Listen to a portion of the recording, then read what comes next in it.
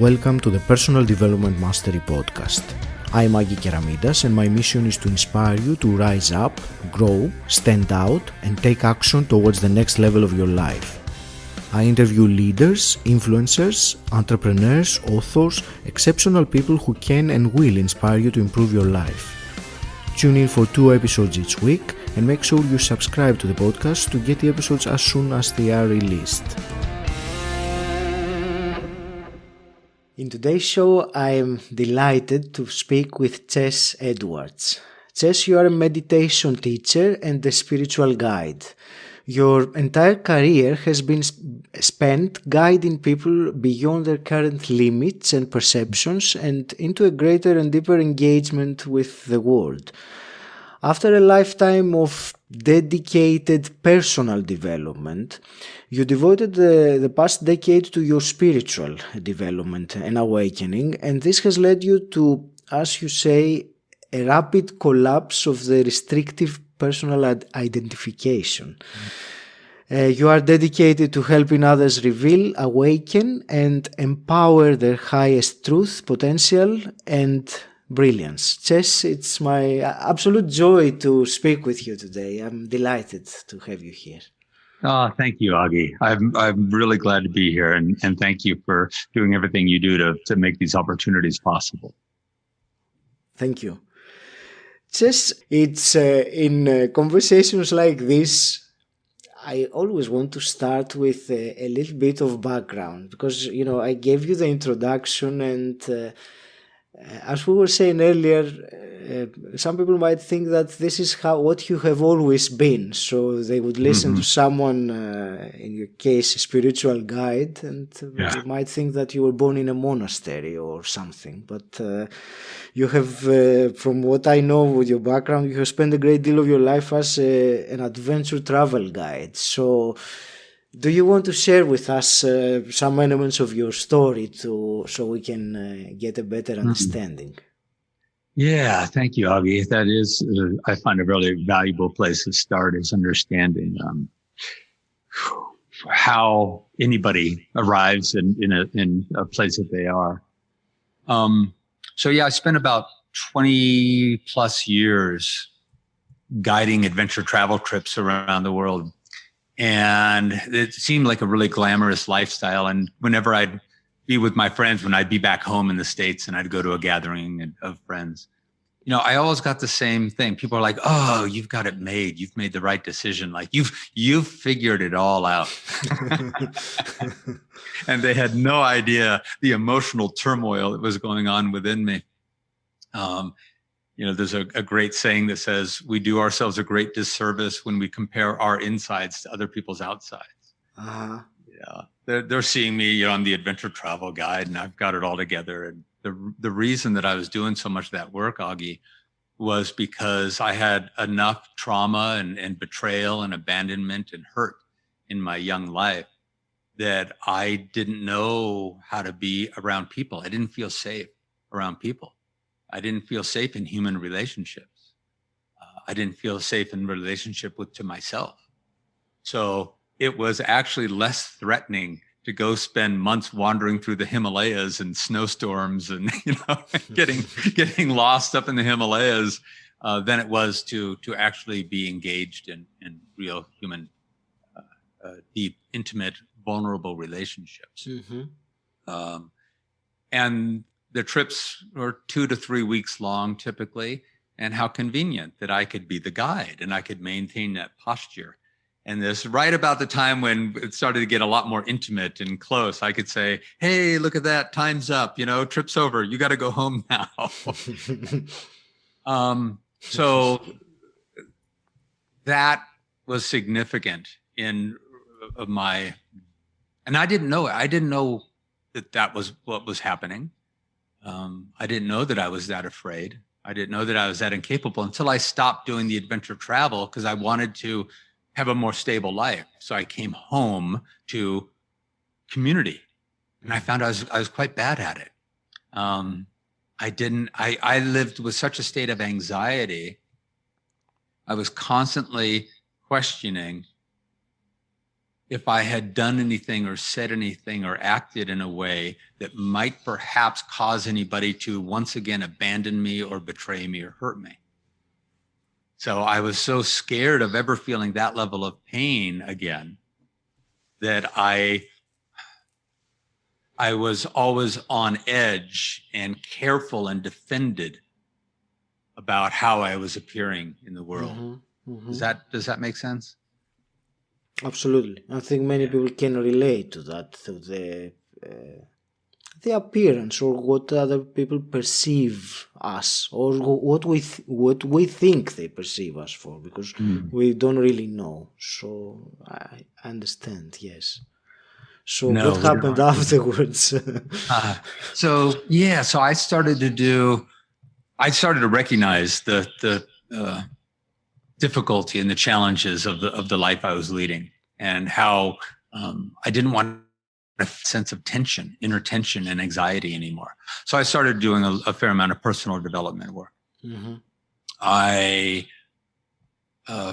pursued retreats, intimate small group gatherings of looking at my childhood wounding and what was my story, what were my beliefs about myself, and to start to see them for how untrue they were, my sense of unlovability or unworthiness, to start to recognize where those came from, the fallacy of those beliefs. Yeah. So I started to do that work, and it was valuable, and I still do that work. I think it's absolutely necessary for anybody who truly wants to evolve and mature. But I was finding that it was only getting me so far. And I did have a meditation practice as well early in my life. We can talk about that in a bit. But it wasn't really a meditation to look at the true nature of being. It was just a transcendental meditation practice to try to be more calm. So that could only get me so far as well. And I was working with this one group of people. There were about a dozen of us, and we'd meet 4 times a year, every 3 months. And we would do a deep dive emotional journey of personal development.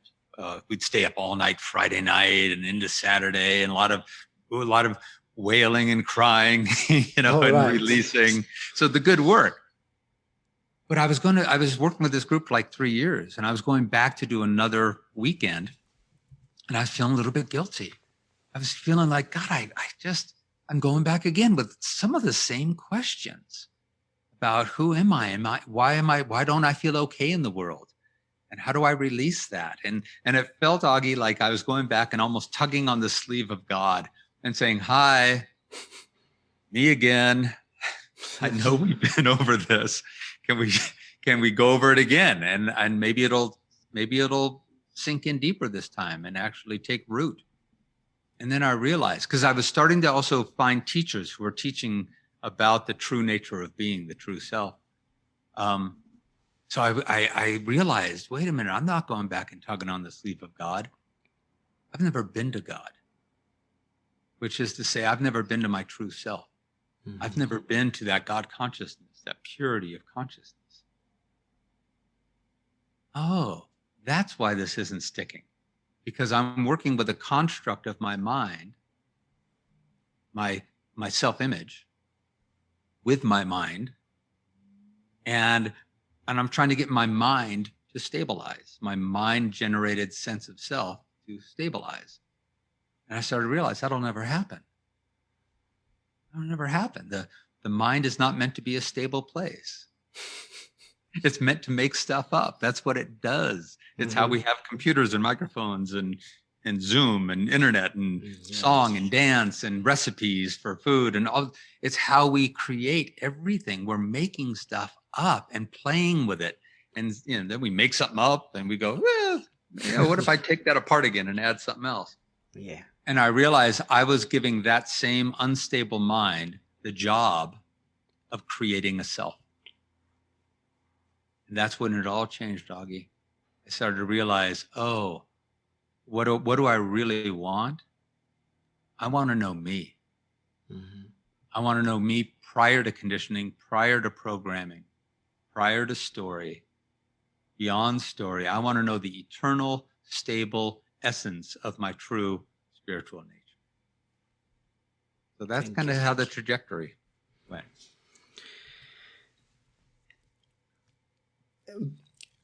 Tell me, before you reached that point that you understood what you just told me, what were your, let's say, spiritual beliefs? Were you a spiritual person before, or did something happen and you understood more about it and started cultivating it? That's a great question. Yes, I would have absolutely said I was a spiritual person. Okay. You know, if I was on a dating app and they said, you know, tell us about your spirituality, I would have ticked the box that said spiritual but not religious. Yes. Okay. And certainly, I mean, I had led treks in the Himalayas for, 15, 20 years and spent a lot of time in the monasteries. Augie, I had no idea what spirituality really was. I really didn't. I was lumping the spirituality in with the egoic self. I was just trying to be a more spiritual ego. And so what changed was when I found teachers. When I started to hear these types of conversations that you and I are having, and teachers are starting to say, there's a you that exists beyond this mind-body experience you're currently having. And that you is actually larger, more vast than you will ever know. That's when I started to get a sense of what our spiritual nature is. Mm-hmm. I think I felt that my spiritual nature was still a separate thing. It was still a separate part of chess, instead of recognizing that chess is just a modulation of divine spirit. That spirit is larger than, I want to say larger than me, but what I mean by that is larger than the mind-body experience. I can't say it's really larger than me, because it is me. These are the limitations that the words that we use have. I mean, they can only signpost something. They can't really describe it. No. Can you take us then? I want you to continue the story. From that period of realization, then you embarked on a deep spiritual journey, the last decade, you said. Yeah. So can you share that part of the journey with us as well, that brings you to today? And then we'll go into some specifics. Okay. So I can tell you that it's been a journey of patience and faith and devotion. I had a teacher who I've never met. It was just a teacher. His name is Ajia Shanti. He's very well known, many books and a lot of videos online. And I've listened and studied with his teachings for a while, and he's one of my teachers. Mm-hmm. And one of the things he speaks to is that to really awaken into our pure essence of being, he says, you could figure probably about 10 years. And he said, and he comes from a Zen background. And he said, and that's living in a Zen community doing this 24/7. I have found that it with devotion, it doesn't necessarily have to take that long. It takes as long as it takes for any individual. But it has been a journey of absolute patience. Mm-hmm. And the reason I brought him up was because he asked one of probably the most valuable questions for me, and that was, what do you want? Mm-hmm. And when I really landed on what I want is the true, essential, authentic nature of me, to be present, to be available, to live this life rather than living through my egoic construct, and rather than taking the world in through my eyes and giving it directly to my idea of self and all of its fears and uncertainties and disempowering self-beliefs. Mm-hmm. I want to have the true essence of me awakened and present. That's when everything really shifted. And so that journey, you're asked about how it's been, that was probably about 7-8 years ago. And there is now a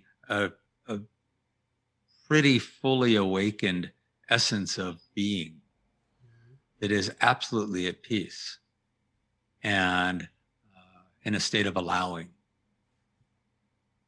And it keeps deepening, Augie. Like almost every day, there's a new sense of, oh,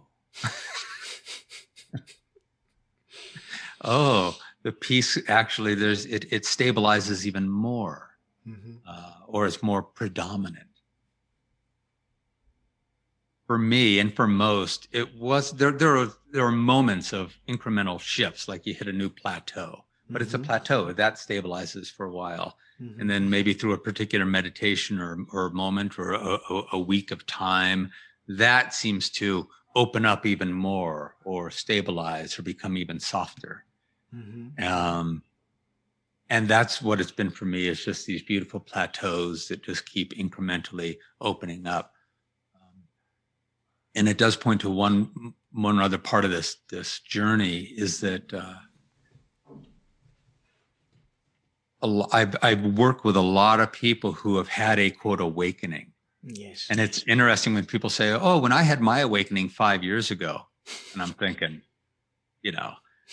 oh, wow, like you totally awakened 5 years ago and it's stabilized, and you realize, no, that didn't happen.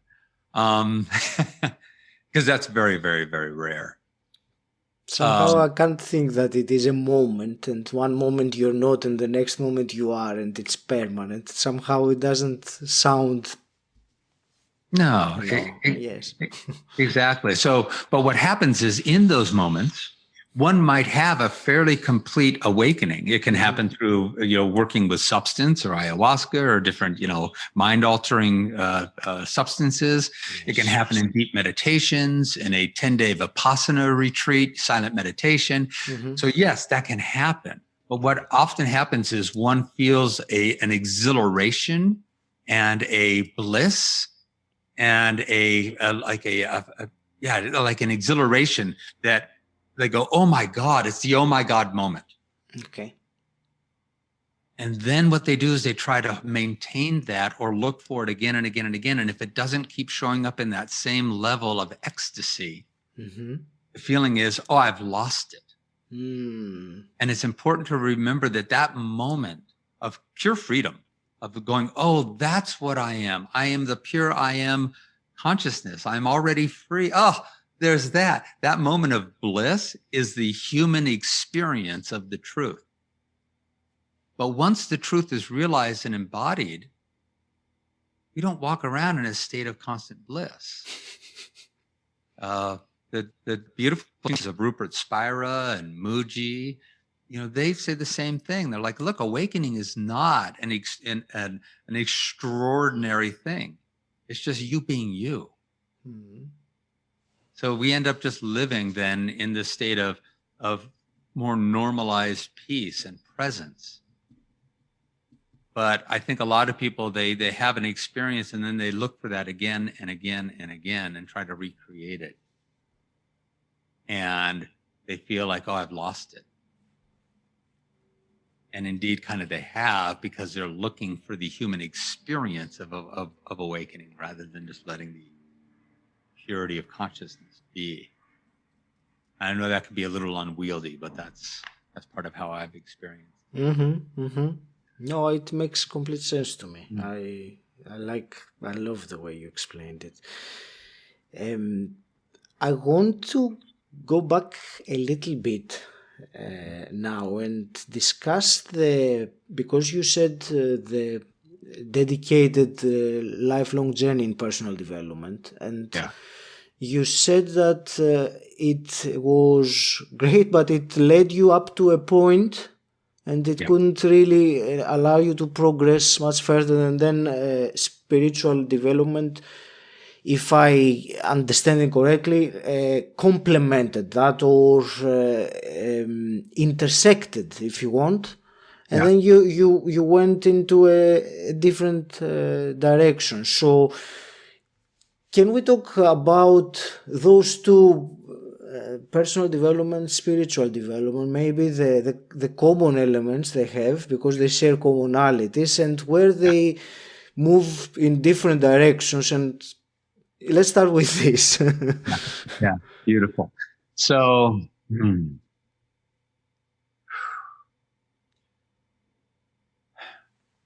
the personal development is working with the temporary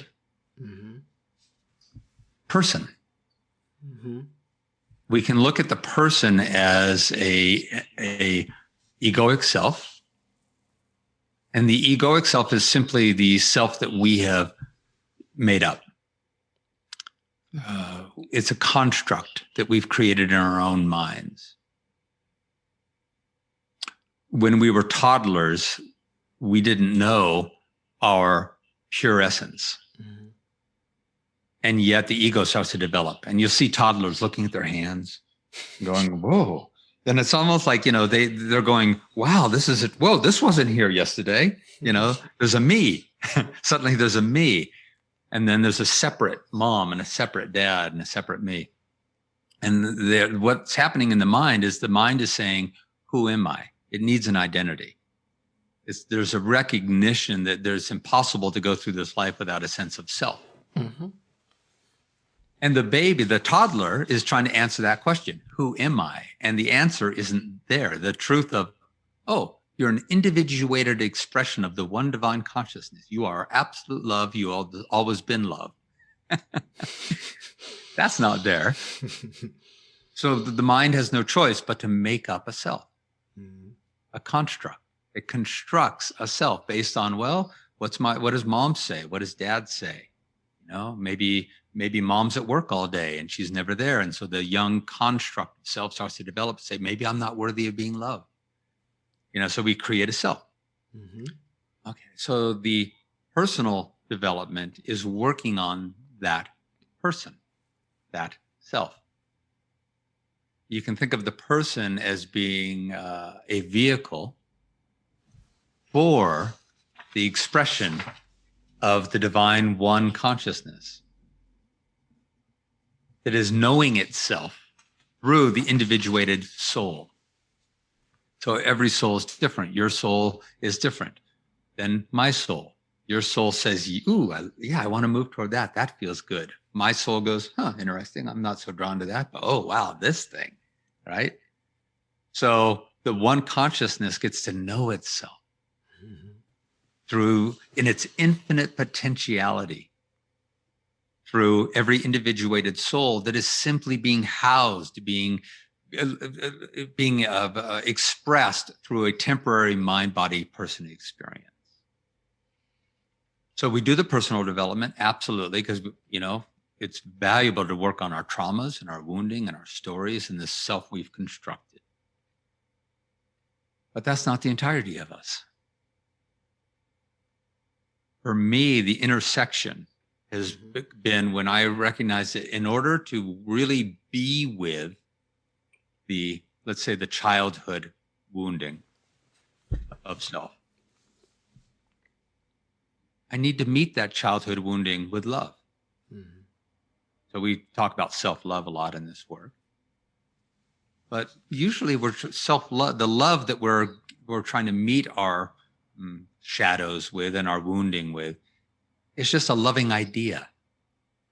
The spiritual development actually opens us to the embodiment of pure love that isn't a thought. It's not an idea. It's just the love, the loving consciousness, the pure awareness. Ram Dass called it the unconditional loving awareness. I am unconditional loving awareness. When that pure loving awareness is awakened and present, it is like a loving parent that just is always there, always there, always there with their arms open. And whatever wounding the child comes with, what does that child want? They don't want to be fixed. They don't want logic. They want to be held in love. So for me, that's the intersection. It's resting in and taking the years to allow a purity of absolute love that isn't a thought, isn't an idea, it's just an absolute beingness to become so prevalent that no matter what comes up in my psyche and no matter what wounding arises or trigger arises, I can rest in love and meet that part of me and just love it. Just hold space and go, you're okay. You're okay. And then my child self gets healed with love again and again and again. So that's the intersection for me. That's the meeting. Because without the spiritual awakening of pure love, it's just my mind trying to have better thoughts and to work with the mind self. Mm-hmm. Do you think that this is what's missing from, that the image of the people that we call them sometimes quote unquote self-help junkies, people that go in from each seminar to the other and they feel good for a period of time, but there's always something missing. So when do you think it's the right time for someone to realize, or is it a matter of something coming to them when they're ready to make that beginning of the journey towards spiritual development? Yeah. I think this is why I love what you do, Augie. I love the fact that there's this podcast, because what you're offering is you're offering the opportunity for somebody to have even exposure mm-hmm. to another perspective. Yeah. Some hear it and go, interesting. Don't really know what they're talking about. Another person hears it and goes, oh, wait, whoa, hold on. That made sense. That just kind of landed. Mm-hmm. So when it's the right time, yeah, you already know the answer to that question, of course, right? It's when it is. And so the best we can do is keep offering truth or possibility and keep speaking to it as lovingly and often as possible. And those that it feels right to at the right time mm-hmm. will say, oh yeah, I want to know more about that. And they'll start to bring themselves mm-hmm. to that experience. But boy, the devotion is so necessary, and the discipline is necessary. I work a lot with people, and I do, here in my home, people come and they'll book a couple hours with me, and they'll walk out the door going, that changes everything. Like my whole world just shifted. Wow, this is amazing. Mm-hmm. And I let them know. I say, okay, great, walk out that door. But I can tell you for certain that unless you pursue a path of study and devotion and discipline, it will not last, because it's like coming out of a deep, deep, deep, deep sleep. If literally you've been laying in bed sleeping and somebody comes up and kind of wakes you up for a second, mm-hmm. Smacks you upside the head and wakes you up, you may awaken for that moment and go, oh my God, wow, I had no idea that this world existed, this awake world. I was always in the dream. Mm-hmm. But you're groggy. You're not going to stay awake. So every meditation is an interruption of the habits of the mind. Every meditation is a new moment of being a little bit more awake. Mm-hmm. Then we fall asleep. We meditate again and we wake up again. And then we fall asleep. And then we meditate again and we wake up again. And if one is doing a meditation that is geared toward actual self-realization, inquiry, who am I really? How do I come into the knowing of that? If that's what one's meditation is aligned with, then with repetition, discipline, devotion, that self will awaken. And then after a while, it'll stay awake. Just the same as if I kept patting you on the cheek while you were asleep. After a while, you'd go, all right, fine, I'm awake, I'm awake. Ches, I would like to talk, since you started, I would like to talk about meditation, because you are a meditation teacher, and I suppose that you would say that it's one of the tools, if you want, and I'm using a personal development term now to describe it, to facilitate the journey. I want, for very briefly, do you mind, let's assume that someone who is listening to us here is not very much familiar with meditation, or maybe they know a couple of things. So in a nutshell, what would you say that meditation is, like a definition, if you want, and what benefits should one expect? Why would someone take the time or bother? What's in it about it? Beautiful. So in a nutshell, there's various types and purposes of meditation. The meditation that I teach and that I offer is a meditation of self-inquiry. So it's a meditation that is designed to help one come into the knowing of their truth, of their eternal nature. And so meditation really is a moment to stop and feel into what is the self beyond the mind. Prior to mind, beyond the mind. What is the self that isn't being thought? What is the self that just is and is always present? So meditation is the opportunity to stop and intentionally point one's awareness beyond the mind with the inquiry of what's there? Who am I when I'm not thinking myself into being, with all my thoughts of worthiness and unworthiness, of lovability and not lovability? If all that were to stop, even for 5 seconds, would I disappear? Or might there be something there that is called me?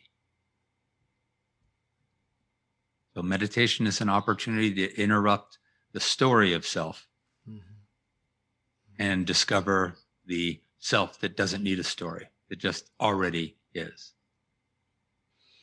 You said about moments. You used the word moments. Can you expand of this? Because for me, and I suppose with others, meditation more brings to mind a practice, a lengthy practice, rather than a moment, as you say. So can you expand on this? Oh, that's beautiful. Yeah.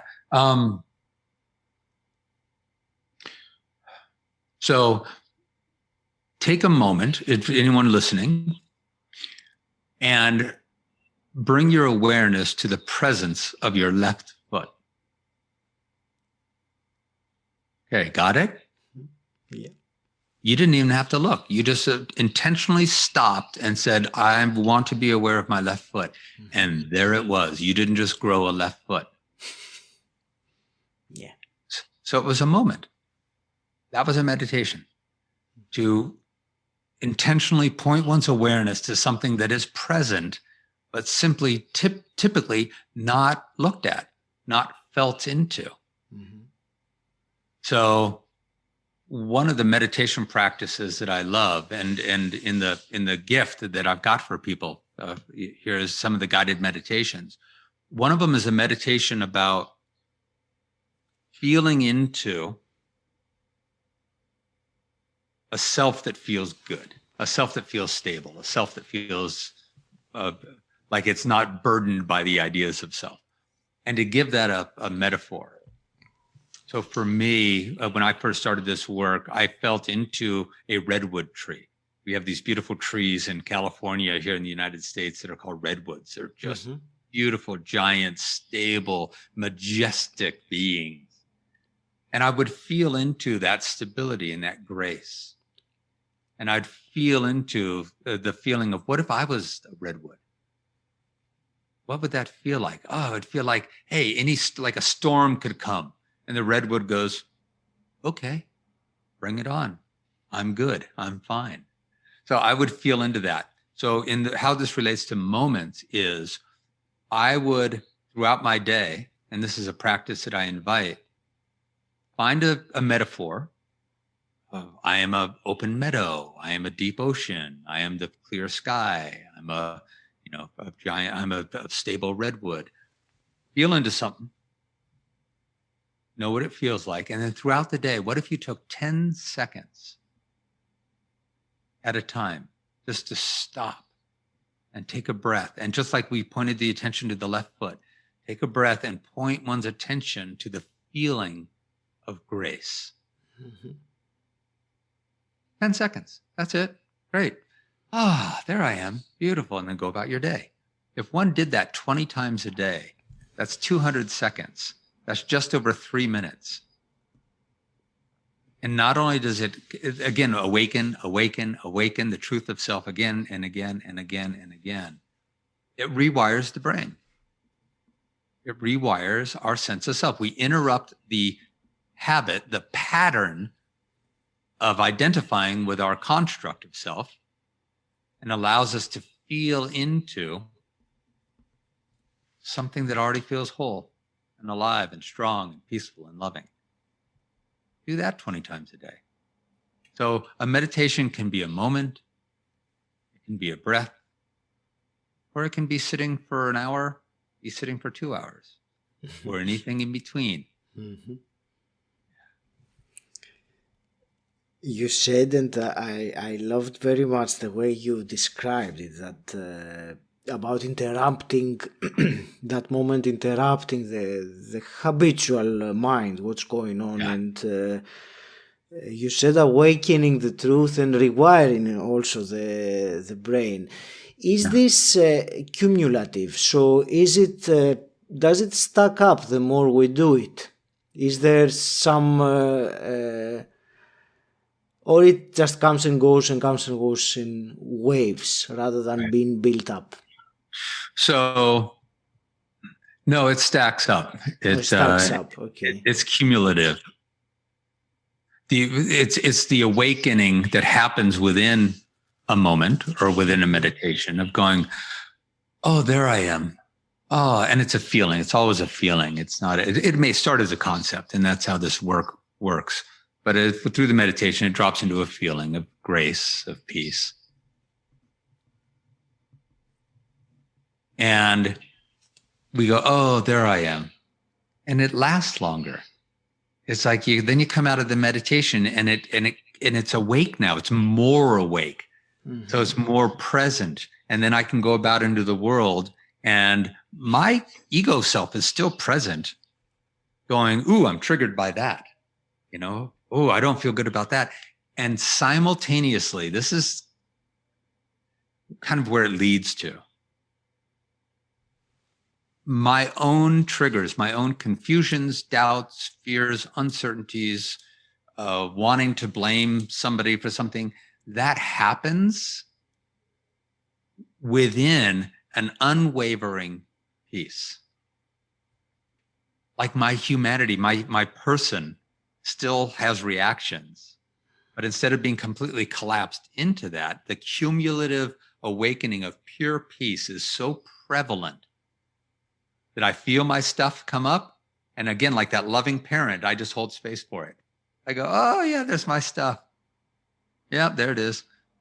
Yeah. Oh, I'm feeling uneasy about something. And instead of collapsing down that rabbit hole of anxiety, I feel it and I don't budge from the loving embrace of pure awareness, the witness that is watching the anxiety and not believing it so much. Does that answer that question about? Yes, it does. Yeah. And I would expect that these, if you want to call them skills, they are, apart from yourself, they also influence your behavior and what's going on with your life apart from any meditation, the person that you are. Absolutely. I couldn't do this work because this work puts me in the position constantly of people judging me. and saying, what the hell are you talking about? If I'm still identified with the egoic person who's concerned with that, then I will back off the work and I will try to modify and I will try to placate in order to fit, in order to belong, in order to not be abandoned, in order, all the things that my egoic self was so afraid of. So it affects everything. You start to learn that you can have conversations with people. You can lean into a conversation with somebody that you would have abandoned, that you would have run away or defended or made them wrong, or, you would have done all these things to alleviate your fear of being seen, of being, especially us men. Man, we do not like to be inadequate at anything. We really don't. It's kind of built into our DNA, because if we were out hunting saber-toothed tigers, the one guy who was the most inadequate was the guy who died, So we don't like to be inadequate at anything, and that includes in our conversation. Which is why that you did mention earlier, the emotional vocabulary builder that we can get to at some point, but learning how to express ourselves, how to know ourselves and feel deeply into ourselves, and then how to express that. Most people aren't good at that. Most men really aren't good at that. And so when they're in a relationship and their partner is saying, come on, tell me more about you, there's an inner panic that goes on and goes, I don't know how to do that. And I don't want to be inadequate. So I'm going to posture and show you all the good stuff. I'm not going to be vulnerable and show you my inadequacies. And the partner is saying, but that's what I want to see. Because that's trust. That brings trust and intimacy. So yeah, it changes pretty much everything. We can be present in life and not budge. We can just be lovingly present no matter what shows up, in a state of allowing and compassion and awareness. And it doesn't mean that we don't set boundaries and say no to this and yes to that, but we just do it without the angst or the anger or the sense of separation. Thank you for listening to this first half of the conversation with 𝗱𝗵𝗲𝗀𝗀. Listen to the next episode, number 82, for the second part, where 𝗱 discusses the story of the self we've constructed, self-doubt, and the amazing topic of emotional awareness and emotional vocabulary. Thank you for listening. If you enjoyed it, please subscribe and rate Personal Development Mastery on Apple Podcasts, and also share this episode with someone who you think will benefit from it. If you want to become part of an exclusive community, gain access to unique content, and at the same time support this podcast, then become my patron. The link is in the show notes, or you can type bit.ly/pdmpat.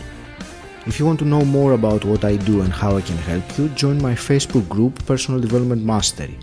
Again, the link is in the show notes, or you can simply type bit.ly/pdmgroup. And until next time, stand out, don't fit in.